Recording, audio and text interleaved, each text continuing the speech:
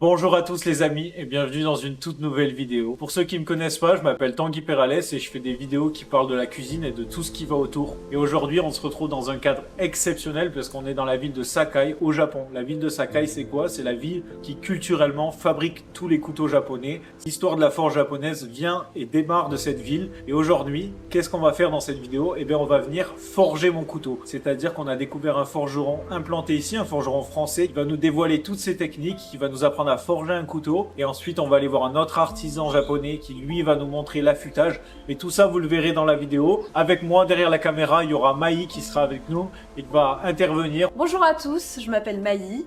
Aujourd'hui je vais accompagner Tanguy dans son excursion chez le coutelier forgeron Eric. C'est moi qui serai derrière la caméra à filmer, donc j'espère que les images et les vidéos vont vous plaire, que vous allez passer un agréable moment. En tout cas c'est tout ce qu'on vous souhaite et puis bon visionnage à vous.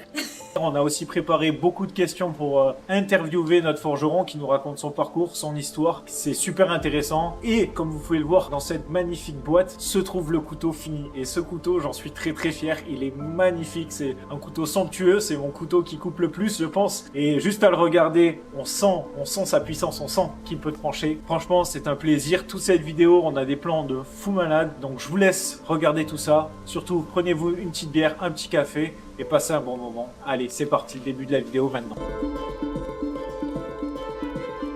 Les amis, nous voici arrivés à la forge de Sakai. Aujourd'hui, on forge mon propre couteau au Japon. On va vous présenter Eric, notre forgeron du jour. Venez. Nous voici donc dans la forge de Sakai en compagnie d'Eric Chevalier. Eric, s'il te plaît, présente-toi. Notre forgeron du jour, Eric Chevalier.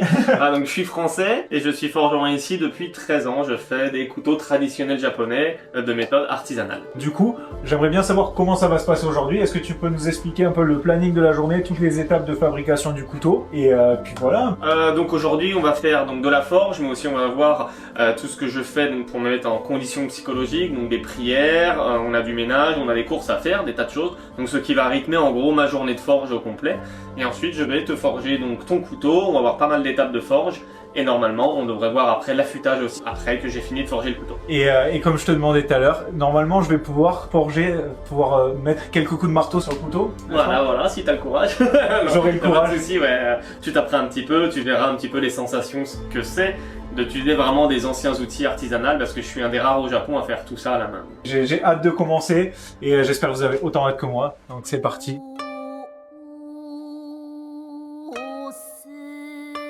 Est-ce que, s'il te plaît, tu peux te présenter à nous? Je m'appelle Eric Chevalier, je suis français. Ça fait 13 ans que je suis ici. J'ai fait un apprentissage de forge traditionnelle pendant 5 ans. Et ensuite, j'ai fondé ma propre marque et ma propre forge. Et je suis aussi donc ambassadeur et conseiller pour les arts traditionnels et la mairie donc de Sakai. Est-ce que tu peux nous décrire une journée type en tant que forgeron? Le matin, je dépoussière un petit peu devant, je vérifie que ça soit propre, je mets un petit peu d'eau dehors, à l'intérieur, je regarde si les divinités elles ont leurs offrandes sont pas profanées, donc les fleurs, elles sont appelées le sakaki en japonais. Bon, c'est juste un petit peu de saké, voilà, parce que la divinité faut lui faire plaisir. Voilà.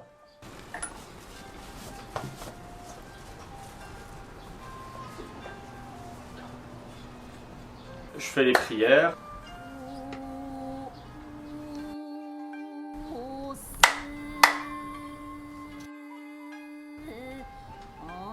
Du charbon s'il me faut du charbon, s'il m'en manque. Et là j'allume le feu et je forge. Donc je fais la même étape en fait sur plusieurs couteaux. Donc généralement je vais faire une journée où je vais faire peut-être 5-6 couteaux en pas-viande. Une étape de forge comme ça toute la journée. Et la journée de forge suivante, là je vais les poncer. Et ensuite si j'ai tout poncé, et ensuite je vais faire les trempes. Donc c'est vraiment chaque jour va avoir une étape différente. Je vais pas faire un couteau de A à Z du matin, voilà. Je vais faire une série.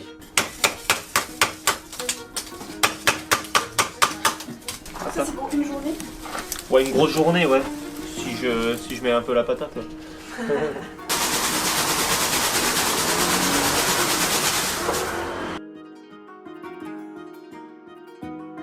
Traditionnel briquet.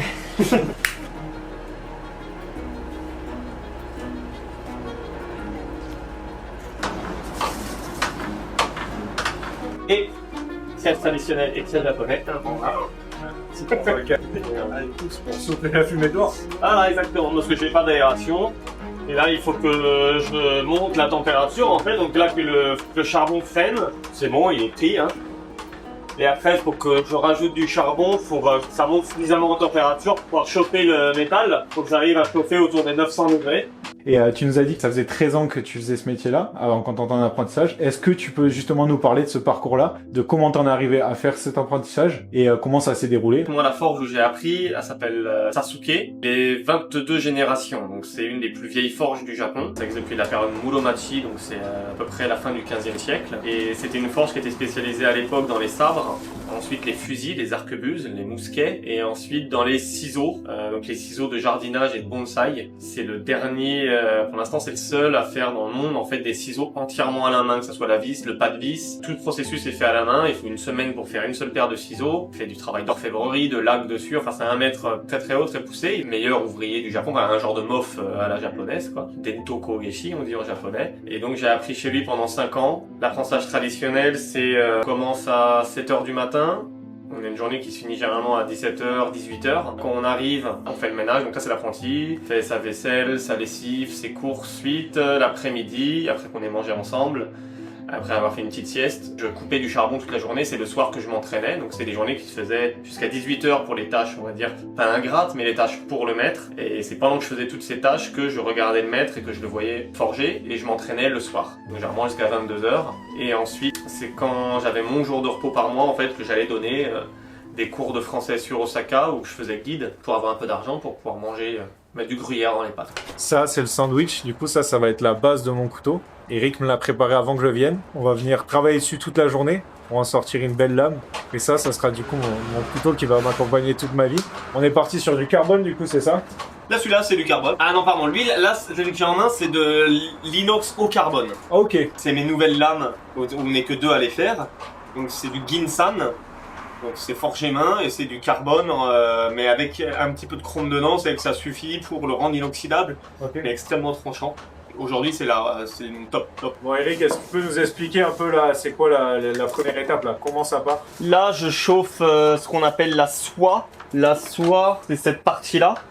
Ici, c'est ce qui va rentrer dans le manche. Donc là, c'est la lame, là, c'est la soie. Donc bon, il est déjà dans le feu, il est plus épais que ça. Et donc d'abord, j'allonge ça, ce qui rentrera dans le manche bien après. Donc il faut que je l'affine en épaisseur comme en longueur.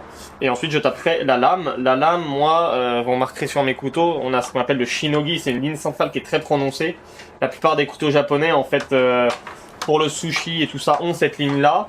Les couteaux polyvalents longs aussi, mais en fait sont plats, c'est juste de l'esthétique. Les miens, en fait, moi j'utilise un marteau qui est assez étroit en fait, donc ça dure plus longtemps pour le forger, pour l'allonger, mais ça me permet d'avoir en fait vraiment une précision. Je pourrais faire ressortir une ligne centrale, c'est-à-dire que là c'est très haut, c'est très épais au centre, et c'est très fin pour la lame bien sûr, et fin aussi au dos. Donc en fait ça reste robuste parce qu'il y a de l'épaisseur au centre, mais assez léger, parce que j'ai affiné les deux côtés. Ça, on est très peu à pouvoir le faire parce que j'utilise pas de marteau pilon. Ouais, voilà, c'est ça. Et là, ça écrase tout, donc j'utilise le petit marteau. Ça peut se refaire après à l'affûtage, mais moi je le fais au niveau de la forge pour faciliter mon affûteur. Et ça prend plus de temps quand même de le faire? Ça prend beaucoup plus de temps, oui. Okay. Mais moi, bon, j'ai appris comme ça, donc je fais comme ça. Au Japon, c'est comme ça. On a appris comme ça, on fait comme ça. Même si c'est moins bien, même si quoi que ce soit, même si c'est du temps de perdu. Si t'as des forgerons français qui regardent ta vidéo, ils vont dire oh, c'est quoi ça? Voilà. Normalement, on est plusieurs à forger, enfin, normalement à l'époque, hein. Donc ils avaient ce qu'on appelle le aizuchi. Aizuchi, c'est ça. C'est un gros marteau. Ok.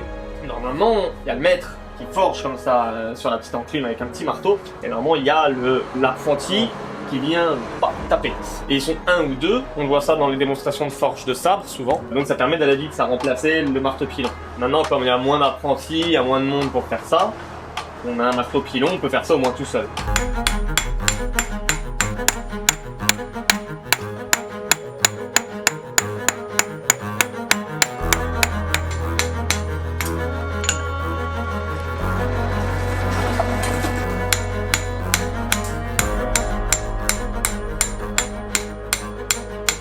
c'est pas de la force qui est nécessaire, il en faut un petit peu, mais faut pas taper comme une brute, sinon ça va écraser le métal. Et en fait, au centre, faut pas oublier qu'en fait, au centre, il y a de l'acier. Donc en fait, si je tape trop fort ou trop bêtement sur un côté plus que l'autre, eh ben, il va y avoir un côté qui va être plus écrasé que l'autre. Donc l'acier sera plus au centre. Non, tu peux pas le casser, c'est malléable. Tu peux le casser si, après que tu aies fait la trempe, justement, ça je vous ferai voir bien après, une fois que tu l'as bien chauffé et refroidi, là il est très très dur. Et donc là, si tu frappes quand il est très dur tout de suite après, par exemple là il peut casser parce qu'il est très dur. Mais tant qu'il est chaud, il casse pas.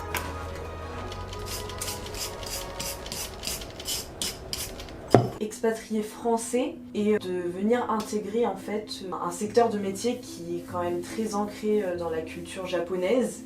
Est-ce que tu as fait face à des difficultés, de la discrimination, du racisme, on ne sait pas. Le racisme et la discrimination, ça n'existe pas au Japon vis-à-vis des origines.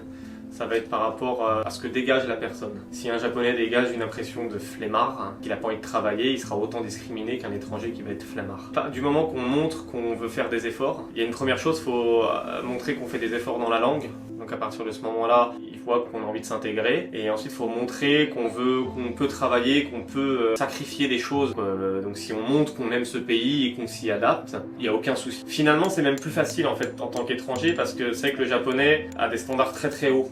Au niveau de l'éducation, ils sont formés très très fort, très compliqués aussi, très strictement. Donc nous, en tant qu'étrangers, ils nous prennent un peu de haut dans le sens où ils se disent bon, il n'a pas les codes. Donc comme il n'a pas les codes, on peut pas être sévère avec lui parce qu'il n'a pas les codes. Donc finalement, non, être étranger, ça a été vraiment un plus, je pense. Si j'ai été japonais, j'aurais peut-être pas continué. J'en aurais vraiment bavé parce qu'ils m'auraient rien laissé passer. Et par rapport à ton artisanat, ton travail, il est reconnu à tant de valeur que celui d'un forgeron japonais? Par les japonais, je te parle? Oui, oui, oui. Je forme des japonais, je forme ça au musée de la coutellerie, c'est moi qui forme le personnel à la coutellerie. Je donne des conférences que en japonais, en fait, dans les grands hôtels, dans des associations de japonais, que ce soit des personnes assez âgées, et de tout, des jeunes, des étudiants, je fais des interventions dans les écoles japonaises. Non, en fait, ma parole, elle est vue comme un spécialiste de mon domaine, en fait, pas comme un français. Après, il y a un truc, le fait, c'est que ils me demandent souvent de comparer ou de comment ça se passe en France, et je connais pas forcément, parce que je suis venu ici il y a 21 ans, donc c'est dur, clairement, de parler de ça, plus que de mon art que j'ai au Japon. Ouais. Mais non, je suis considéré comme un japonais par le milieu qui me connaît. Ouais, bien sûr. Des gens qui me connaissent pas, forcément, ils vont peut-être me considérer juste comme un français parce que je suis blanc. Oui, bien sûr. Je suis pas japonais visuellement, donc c'est vrai. Mais ceux qui me connaissent, je passe toutes les semaines dans les journaux, dans la télé japonaise. Ici, je suis très reconnu. Donc, que je sois dans le nord du Japon ou quoi que ce soit, dans ces milieux-là, on me connaît. Donc, j'ai pas de... Tout va bien. Je sais pas comment dire ça, mais non, ça va bien. Tu fais du bon travail en même temps. Nous, on a pu le constater aujourd'hui, donc ça m'étonne pas que les Japonais le reconnaissent eux aussi. C'est plat, quoi. Il commence à prendre fin.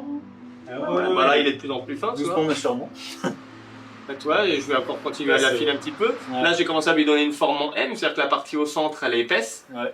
Là, je vais affiner un petit peu cette partie au dos. Ouais, ouais. Je vais affiner un petit peu par là. Et puis voilà, tu commences, tiens, on voit le biseau, quoi. Là, on a un couteau qui, en fait, c'est un foiré. Donc, ce qui m'expliquait, ici, tu vois, entre les deux, tu as une petite fissure. Et en gros, ça, c'est pendant la trempe. C'était trop chaud sur cette partie-là. Du coup, ça s'est fissuré. Et on ne va pas pouvoir le réutiliser. Du coup, ce qu'on va faire, c'est que moi, je vais pouvoir m'entraîner à taper dessus pour pouvoir participer à la création de mon couteau plus tard. Donc, au cas où je fasse de la merde, en gros, je vais taper sur celui-là. Comme ça, si je le pète, ben, c'est pas très grave. Au moins là, je pourrais m'exercer et sur l'autre, je ferai pas n'importe quoi et je foirerai pas tout son travail parce que ça fait déjà une demi-journée qu'il a travaillé sur le sandwich. Plus là, aujourd'hui, une demi-journée. On va essayer de pas faire trop de merde, quoi. D'abord, le soufflet. Oui. Avec la main gauche, donc tu actives le soufflet. Bien juste pour que tu vois comment ça réagit. Voilà, pas besoin d'être brutal ni rien. Ensuite, prends ta pince là avec ta main gauche. Voilà. T'as un petit morceau de fer, un couteau. Peut t'aider par exemple de ça pour appuyer sur le métal en même temps que tu l'accroches. Je pense que voilà, tu l'as bien en main. Okay. Là maintenant, ce couteau, tu vas le mettre dans le feu. Dessous le charbon un peu ou... Ouais, tu le mets d'abord, tu le mets dans le charbon et ensuite tu peux recouvrir avec ce petit crochet justement de charbon. Tu le mets là, voilà, là c'est bien. Ah, ok. Là, c'est... Voilà, mais ça chauffe bien, tu vois, voilà, c'est bien, c'est tranquille. Donc là il est bien plat, tu recouvres un peu de charbon. Ouais. Là, tu le prends. Voilà, t'as une petite brosse. Oui.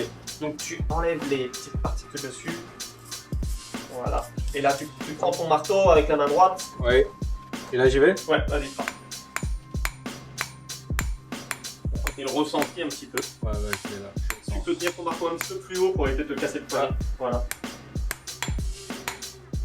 C'est bien, tu frappes pas. Tu vois, il n'y a pas de marque hein, forcément sur ton couteau, donc ça prouve que c'est bon, tu as un bon coup de marteau.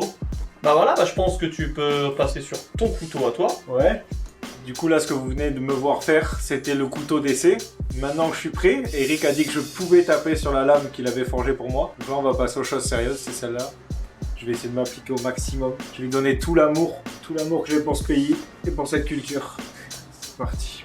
On y croit, les gars. J'ai mis la lame en plein milieu, bien à plat, recouvert de charbon. Et là, il faut pomper jusqu'à qu'elle devienne bien rouge pour pouvoir la taper et tirer le métal, si j'ai bien compris.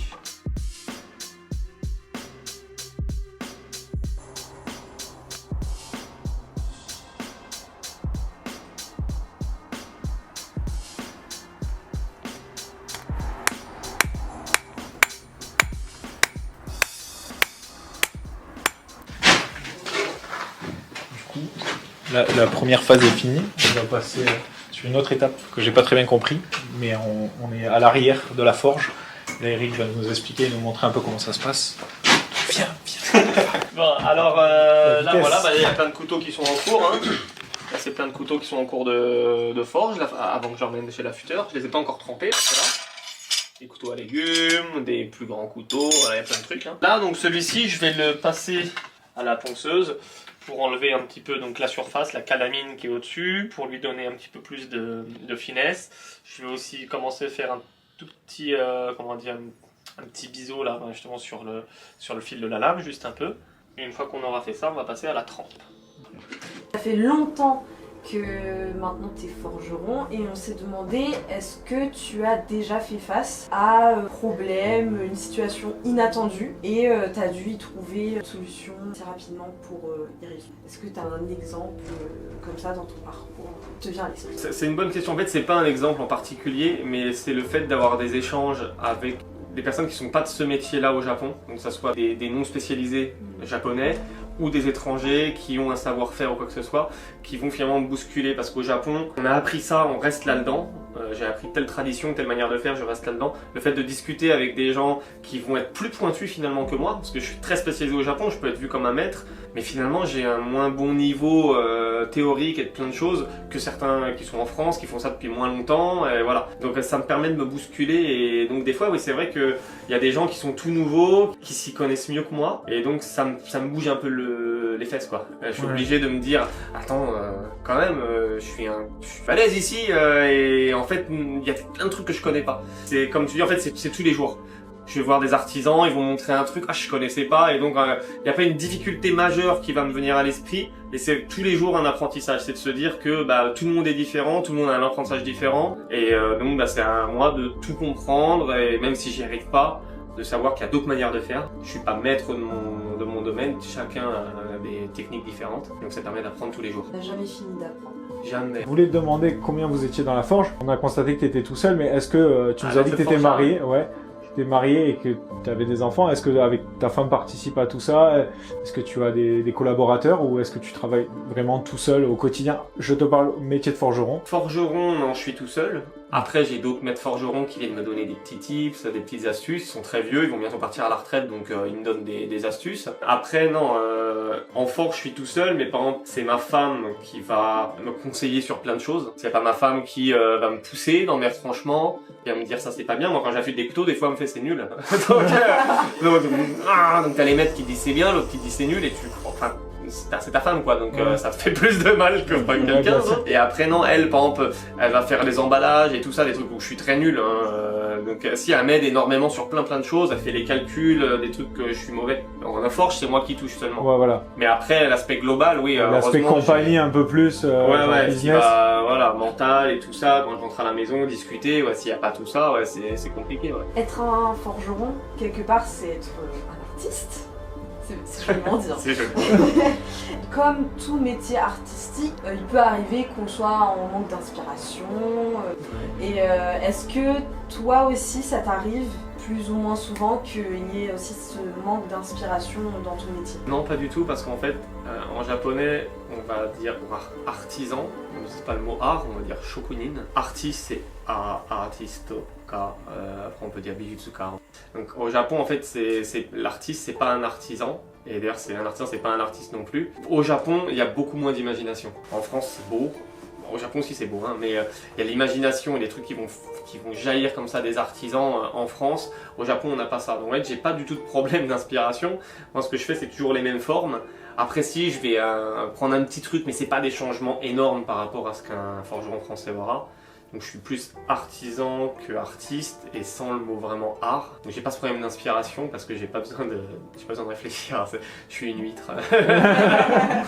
non, là c'est un côté vraiment qui est complètement différent des Français où il n'y a pas d'inspiration à avoir. Je dois faire mon boulot, on me commande tant de couteaux de tel type. Et comme je peux vivre de ça finalement, de toujours les mêmes formes de couteaux. Je vais pas sur un marché ou sur une exposition spéciale pour vendre tel type de couteau un peu particulier. C'est des pièces uniques parce qu'elles sont faites à la main, mais elles sont toutes calibrées à peu près la même chose. Donc finalement, c'est plus le manque de motivation qui peut m'arriver plus qu'un manque d'inspiration, parce que l'inspiration, on n'en a pas besoin. Et la motivation, oui, des fois, ouais, là l'hiver, quand il fait super froid, t'arrives, t'as beau mettre le feu, t'as de l'eau, il fait froid, l'été il fait super chaud, donc des fois t'as pas envie, t'as trop mangé la veille, t'es un peu bourré, ça m'est déjà arrivé, ouais. Tu te prends une cuite le lendemain, tu viens là, la fumée, ça te détruit les neurones, et donc tu peux pas forger pendant 2-3 jours, et c'est vrai, donc bah ça c'est le quotidien de tout le monde, hein, mais... Donc ouais, t'es plus dans l'authentique que l'original, on va dire. Donc, ouais, voilà. Vraiment à la japonaise. Donc par contre, quand on me demande des commandes spéciales, là ça bloque quoi. Parce que déjà, je vais pas forcément savoir le faire. C'est là où c'est un gros point négatif par rapport à des forgerons français qui vont dire moi je vais quand même transformer ça. Mon maître était comme ça, moi beaucoup moins. Ah, il faut que je repasse juste un petit côté dessus. Bref, je vais repasser un petit coup. Mais voilà, donc en fait là je vais pouvoir passer à l'étape qu'on appelle la trempe. Donc là j'ai une épaisseur, c'est bien plus fin que tout à l'heure. Donc là je vais juste donner un tout petit coup comme ça au bout, encore. Mais donc voilà, là, après on va pouvoir passer à la trempe. C'est beau, ça a bien changé là déjà. Ah ouais, par rapport au début, ouais. Donc là on a fini le passage au ponçage. Le couteau il a plus du tout la même apparence, il est vraiment poli. Il est poli, bon c'est un pré-polissage, hein, ça c'est pas... Voilà, c'est juste avant de faire la trempe. C'est incroyable. Tu te vois presque dedans ou pas? Pas encore, mais bientôt. Je vois mon destin. Oh là là. Le poète. Je passe au maître.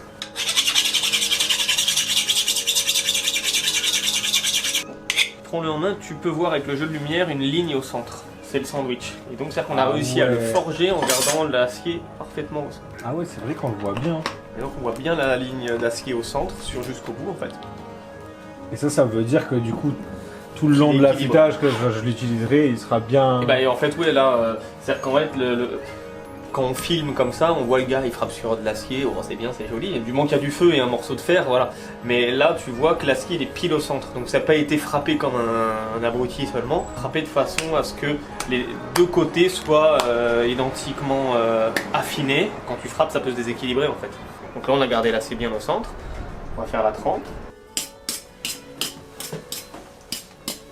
Là, Eric qui vient de nous expliquer qu'en gros, on a fermé les portes de la forge et fermé les fenêtres pour avoir le minimum de luminosité possible. Parce qu'en gros, il veut regarder la couleur du feu pour l'étape de la trempe. Dieu, il a besoin de savoir exactement la température du feu à l'œil, parce qu'il connaît par cœur forcément, pour pouvoir ne pas faire d'erreur. Et c'est pour ça qu'il a besoin d'une ambiance un peu plus sombre. Normalement, il le fait le soir, plus quand le soleil se couche, ou la nuit.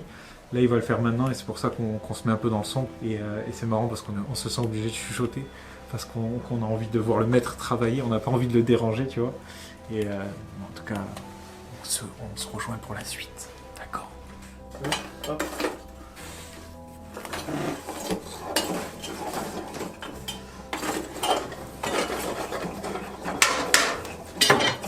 Aïe.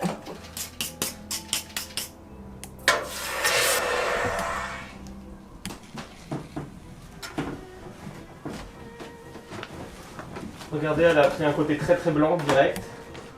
Ah ouais. Assez tordu un petit peu avec le choc thermique. Ok.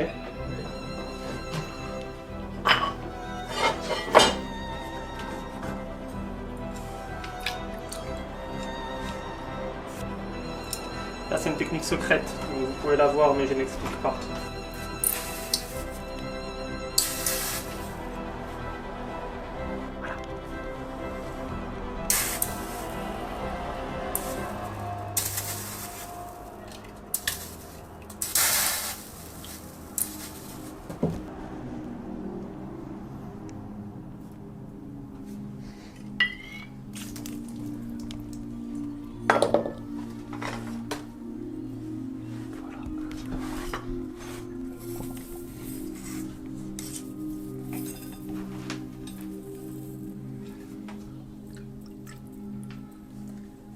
Hop, maintenant, je le laisse refroidir un petit peu.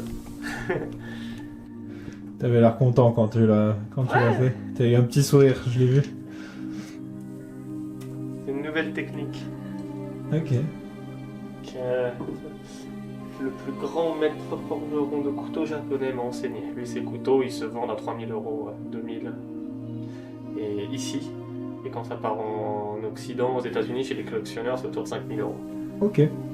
Sympa. C'est son cadeau d'adieu parce qu'il a 73 ans, il va bientôt terminer.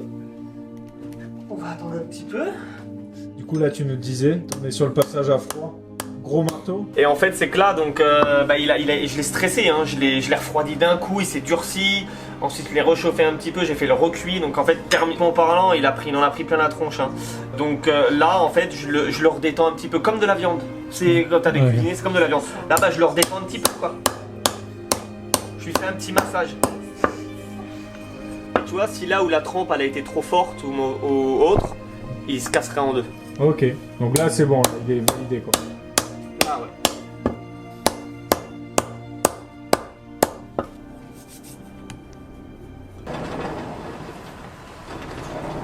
Bon, la première journée de travail est terminée. En gros, là, tout ce que Eric peut faire sur le couteau, c'est fini. Donc là, on a la lame qui est finie. On a fait toutes les étapes. Regardez-moi ce bijou. Elle est magnifique. Vous pouvez pas le sentir, mais elle est hyper lisse. C'est de la peau de bébé, quoi. On va accompagner Eric chez son ami artisan qui, lui, va nous montrer comment il affûte les couteaux, comment il met le manche. Ça, vous pourrez voir tout le processus. Et moi aussi, par la même occasion, on continue. Et voilà, merci pour ce moment, c'est incroyable. Let's go. Nous revoici un mois après dans la ville de Sakai. On a fini la première étape la dernière fois. Avec nos impératifs, on n'a pas pu le faire plus tôt. Aujourd'hui, on se retrouve une nouvelle fois du coup dans la ville de Sakai en compagnie de Maï derrière la caméra et de Eric. Aujourd'hui, on est dans un atelier d'affûtage. En gros, aujourd'hui, on va terminer la lame. La dernière fois, c'était la forge. Aujourd'hui, ça va être tout ce qui est affûtage du coup. Affûtage, polissage et mise du manche, gravure. Aujourd'hui, je récupère ma lame. J'ai super hâte. Et j'ai super hâte parce qu'on est dans un tout petit atelier magnifique. Aujourd'hui, c'est un artisan de 83 ans qui va nous montrer ses techniques. Il va faire des techniques traditionnelles. J'ai super hâte de vous montrer tout ça. Super hâte de voir comment ça va fonctionner. Donc c'est parti, on y va. Regarde, juste ici, on a l'atelier. Une maison hyper traditionnelle japonaise. Du coup, il a son atelier qui est à l'avant. Et derrière, il a sa maison où justement, il vit avec sa femme. Il nous fait le plaisir de nous accueillir chez lui. On va être respectueux. On va vraiment apprécier ce moment. Allez, venez avec moi. On va regarder tout ça. On se croirait sur M6, non ?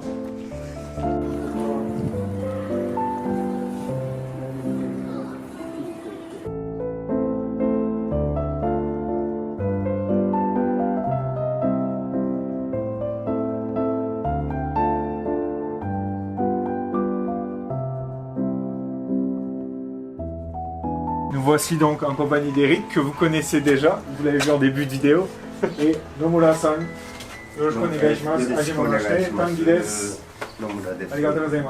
Voilà, donc Nomura-san qui est artisan affûteur au Japon depuis 1962, il me semble. Il a aujourd'hui 83 ans, donc c'est vraiment un expert en la matière. C'est vraiment un honneur d'être accueilli ici, donc je tiens à le remercier et remercier Eric aussi pour le contact, merci encore.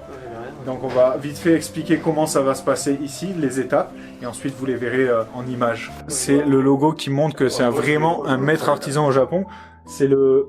Comment tu appelles ça? Le Dento Kogeshi. Le Dento Kogeshi. Un AOC, quoi. C'est un label en gros qui vient vraiment prouver son talent, sa maîtrise en gros dans son travail. Un grand maître artisan japonais. Là c'est une couleur dorée en fait. Il y a plusieurs grades comme pour les Jeux Olympiques, comme pour les médailles. Il y a bronze, il y a argent et il y a or. Et à Sakai c'est uniquement or. Et lui il fait partie de la petite équipe de l'or. Ouais. これが最初包丁を研ぐ一番最初の荒研ぎ用の砥石なんです。でこれである程度研ぐと次ここに天然の砥石がありますけどこれで完全に切れるように研いでしまいます。でこれが研ぎ終わると次ここでこの砥石の目を細かくするためにバフっていうので磨いていきます。でこれが磨き終わると一番向こうにあります木で作った砥石なんですけど木戸っていうんですけど木の砥石っていう意味であれできれいにこのバフの目をきれいに取っていきます。で木戸が終わると最後の仕上げはもう手でちゃんと切れるようにこぶ合わせていうんですけど、刃をつけていきます。そういう作業になってるんですけど。今日はね、トンギさんのYouTuber を持ってきまして、それとできれば、はい、それでもらいたいんですけど、これ全部磨くで。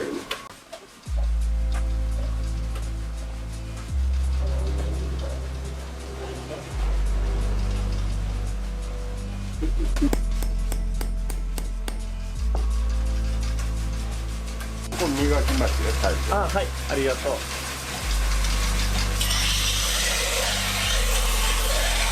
Par rapport à l'histoire du couteau japonais. Alors le couteau japonais, il vient pas des samouraïs avec des forgerons de katana. Ça c'est un argument marketing qui permet de vendre des couteaux, mettre une photo de samouraï, mettre un sabre. Un couteau c'est des aliments, pas pour couper des êtres humains. Hein. Et donc c'est pas du tout le même corps de métier. Un fabricant de katana ne fera pas forcément un très très bon couteau. Et moi je pourrais pas faire de katana, même si j'ai appris à en faire. C'est pas du tout le même métier, c'est pas du tout les mêmes aciers non plus. Enfin pas les mêmes façons de les mettre ensemble. Le couteau japonais il vient d'Europe. C'est un couteau portugais, européen, ça vient du couteau à tabac, pour couper des feuilles de tabac. Quand il était importé à Sakai, c'est pour ça que c'est la capitale du couteau, on fait plus de 90% des couteaux traditionnels. Le port de Sakai était temps, la ville de Sakai est plus vieille que Kyoto. Et en fait, ici on a les plus grandes tombes du monde, en largeur, pas en hauteur. C'est des kofun qui ont été faits il y a 1600 ans. Pour faire ces tombes-là, il a fallu que les artisans viennent travailler le fer pour faire des outils pour faire des tombes d'empereurs. Un peu comme nous, on avait des cathédrales, des chantiers d'artisans et ça faisait vivre des gens. Ils sont venus vivre ici. Cette culture de la tombe, en fait, ces grands tumulus, c'est resté qu'à Sakai parce qu'après, il y a le bouddhisme qui est arrivé et donc ils ont abandonné ce genre de tombe. Donc tous les artisans qui travaillaient le fer, en fait, sont restés à Sakai. Et quand le bouddhisme est arrivé, qui était à Nara c'est juste à 9 heures à pied d'ici, les artisans de Sakai, ils ont dû faire des outils pour les temples. Donc pendant plusieurs siècles, depuis 1600 ans, pendant 5 ou 6 siècles, ils étaient très connus pour la forge. Et quand les premiers Européens y sont arrivés, ils ont apporté des fusils, des arquebuses et des couteaux à tabac. L'arquebuse, c'est devenu le vélo. On a une entreprise qui s'appelle Shimano, qui est l'entreprise la plus connue dans le vélo. C'est l'entreprise de Sakai, ils faisaient des fusils à Sakai. Voilà. Et ensuite, le couteau à tabac, vu que tous les forgerons qui étaient à Sakai, ils sont mis à copier les couteaux à tabac portugais et européens. Ils avaient une très bonne réputation sur la coutellerie. Des bons couteaux pour couper du poisson cru, ça c'est autour de Edo. La période Edo, ils ont commencé à manger du poisson cru. Avant, ils faisaient fermenter, c'était pas bon, ça puait, ça demandait du temps. Donc pour couper du poisson cru, il fallait des très bons couteaux affûtés d'un seul côté. Ça a été inventé à Sakai. Et là, il y a plein de couteaux différents qui ont été inventés, de formes de couteaux différents ici à Sakai pour la cuisine japonaise. Et les autres villes qui faisaient un peu de forge de sabre, ils se sont mis à copier les couteaux, mais c'est beaucoup plus récent. Et donc on a vraiment cette culture-là, et donc la différence avec la gastronomie française, c'est que c'est beaucoup de choses crues, donc il faut vraiment un tranchant qui permet de couper très bien la surface du poisson et que les bactéries ne viennent pas se coller dessus. En France, dans les autres pays, on a besoin d'un couteau pour couper, et ensuite on cuit.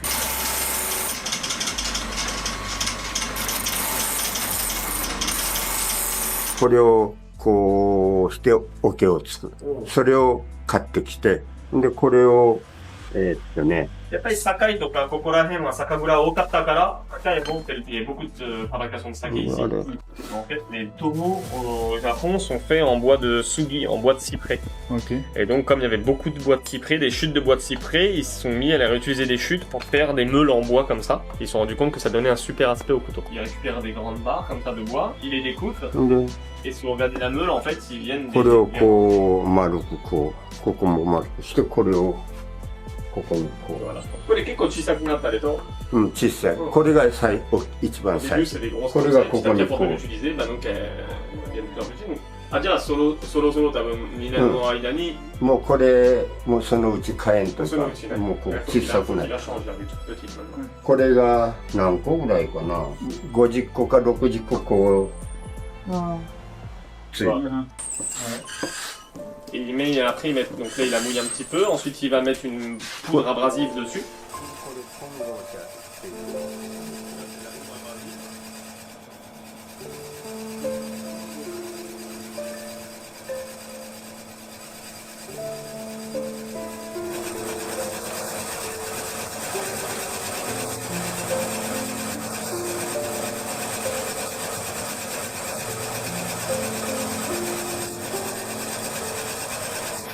Nous on voit la couleur de l'acier un petit peu là vraiment au bout. Mais le matériel est un petit peu tendre et donc là on le voit beaucoup mieux, tu vois. On le voit beaucoup mieux. 入って狭いから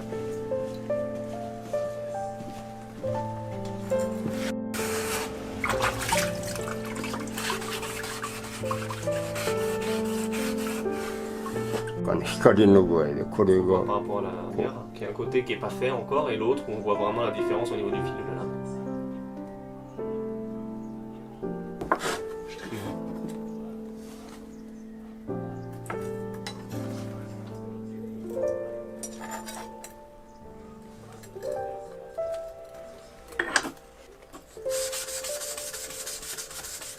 これがね最後に使う天然の砥石これを砕いてパウダーにしたのがこれ Pour les Kyoto, non Toishi そう C'est des pierres de Kyoto, donc c'est les meilleures pierres naturelles. それは白にも白さんも同じように出るはずやけどな Yakiyamatata. 温度が高すぎても白くなる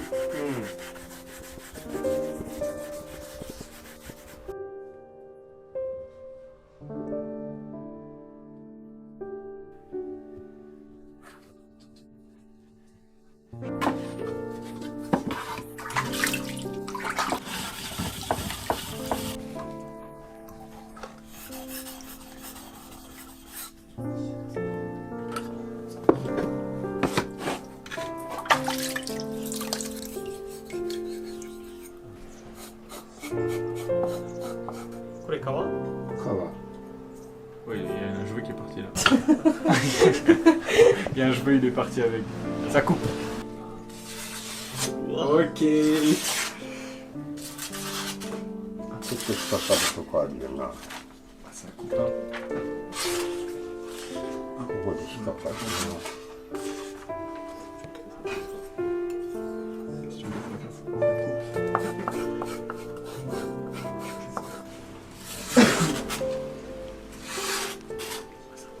Ça coupe quand même là. これで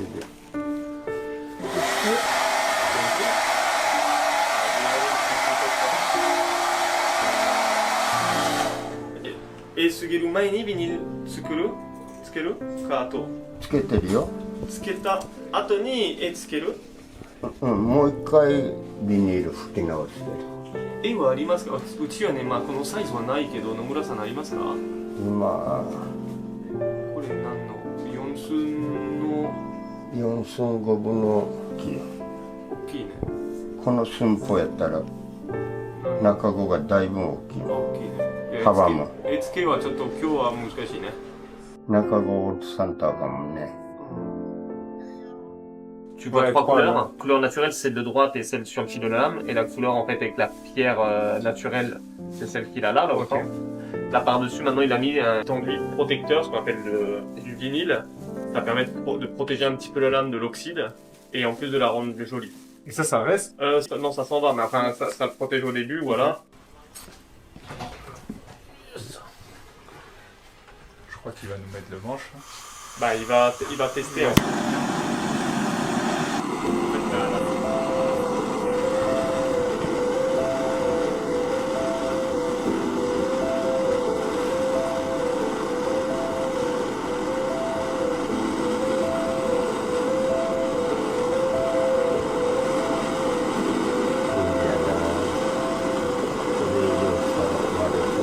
ちょっとそこで吸ってみようか。あ、そうね、吸ってみよう。ちょっとこれで。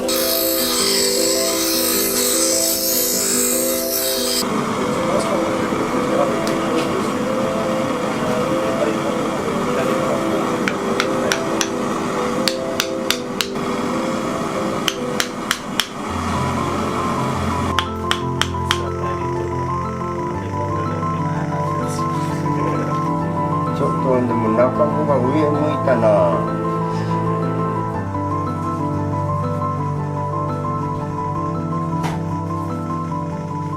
今から入れられる？入れられるけどちょっと傷つくかもわからね。大丈夫大丈夫。あげるから避難にならない。綺麗なまあビデオとか撮ってくれるし、このフフランスの YouTuber 初めての村さんの。 Mais t'entends ce qu'il dit? Oui, j'entends, je comprends ce qu'il dit. Ah merde, ça, il parle japonais, lui. もっと綺麗に。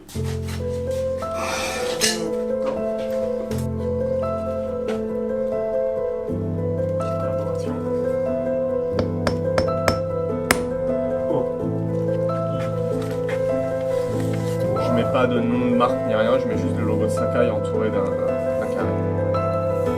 Juste de la sobriété. Ah, c'est ce que j'aime. Type katana, tu sais. Type ça. Merci d'ailleurs. Merci. でも逆にちょっとね、沿ってる極端でいてかっこいいな。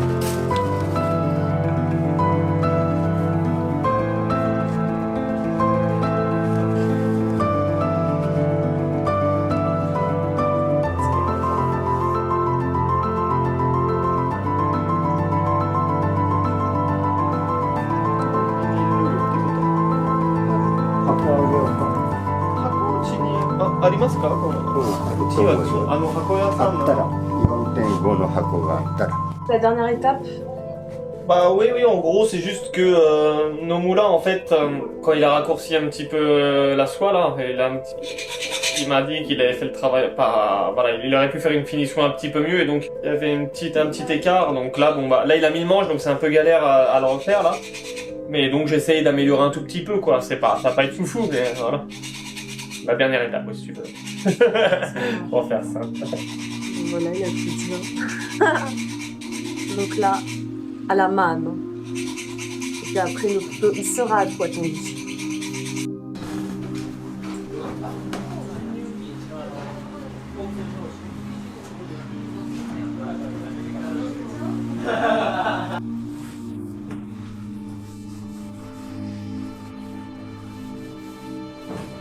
C'est ouf la différence quand même. Ouais, c'est impressionnant. En gros, on part de là. Ouais. On a le fer ici, Ouais. l'acier qu'on vient mettre au milieu. Ensuite, on fait le sandwich. On arrive ici. Et là, aujourd'hui, on a terminé le couteau sur cette étape-là. Donc, on peut voir toutes les étapes de la forge.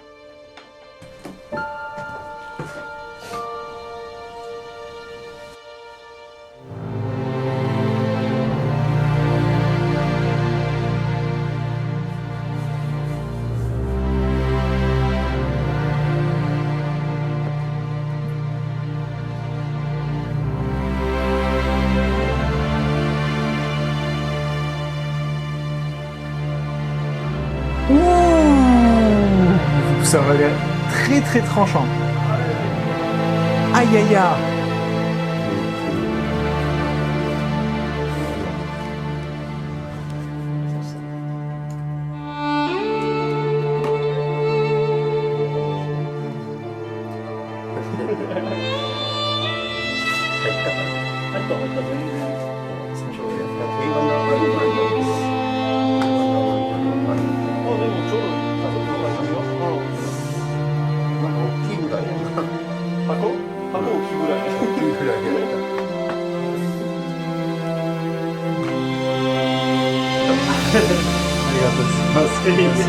Vraiment, merci pour tout. C'est un honneur. Super. Regardez-moi cette boule de gosse. Avec des poils. Avec des poils. Le regard est là. Le regard est là. Je suis tellement heureux. Bon, le couteau a été remis. C'est la fin de ces 2 belles journées d'aventure. Tout d'abord, je tiens à te remercier vraiment. Merci pour tout, pour l'accueil, ta générosité, ton savoir-faire, ta gentillesse. Merci vraiment. Ça m'a beaucoup touché. Je pense que Maï aussi, elle va l'expliquer. Mais merci, donc je te serre la main. Merci.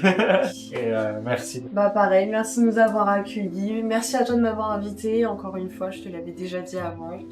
Et franchement, c'était hyper enrichissant. Merci pour ta bienveillance, ta pédagogie aussi. Très pédagogue. Et franchement, ça fait super plaisir de voir quelqu'un d'aussi cultivé et passionné de son métier, ça fait plaisir. Quand il dit trop, je vais rougir. Mais non, franchement, merci beaucoup, c'était vraiment incroyable. Merci à vous deux d'être venus, d'avoir découvert un petit peu mon petit monde artisanal. Des artisans voilà, qui a 83 ans, donc il sera pas là encore pendant 100 ans. Hein. Mais voilà, donc cette petite forge toute simple, mais tout est fait à la main, donc ça fait plaisir que des gens viennent s'intéresser un petit peu à tout ça, à l'autre bout du monde. Ben, on espère qu'en tout cas, si jamais il y a un peu de gens qui regardent ça et des gens qui puissent venir au Japon, qui ont l'occasion de voyager, on les renverra vers toi. On espère qu'ils viendront acheter des couteaux. Tout le monde ne pourra pas le forger comme ça, mais en tout cas, vous savez de la façon dont ils sont faits. Merci beaucoup. Les amis, la vidéo est déjà terminée. J'espère que vous avez passé un agréable moment à la regarder. Sachez que pour nous, c'était un grand plaisir de la tourner. Et du coup, j'ai quand même quelques remerciements à faire. En premier, je vais remercier Eric Chevalier pour l'accueil, son hospitalité, sa gentillesse, sa patience avec nous. Ça a vraiment été magnifique de travailler avec lui. On a vraiment pris du plaisir. Et sachez que quand même, il a eu la gentillesse de m'offrir le couteau. Ce qui est dingue, c'était pas du tout prévu, c'est un présent qu'il nous a fait comme ça. Ça me touche en plein cœur. Je te remercie encore Eric, vraiment. Et je remercie aussi Nomura-san qui nous a offert l'affûtage. On n'a rien demandé, les gens ont vraiment un grand cœur. On adore ça, j'espère que vous avez pu le ressentir dans la vidéo. Je te remercie aussi à toi Maï, parce que tu as été patiente avec moi. T'as pas hésité à reprendre des images, à refaire, sur toutes les fois on a bugué. J'espère que tu as pris du plaisir avec nous. Si vous avez des belles images, c'est surtout grâce à elle.